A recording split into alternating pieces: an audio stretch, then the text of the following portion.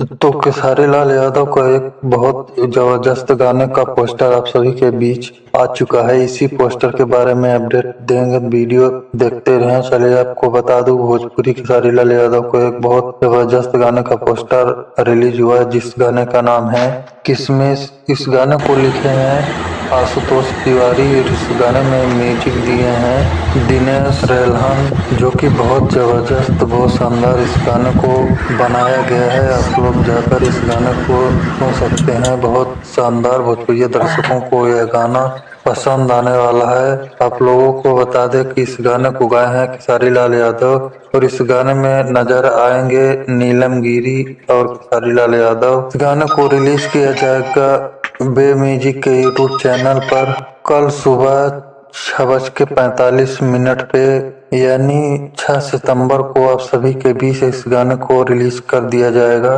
बे music के YouTube channel पर जाकर देखें इस गाने को, यह गाना कैसा है। धन्यवाद।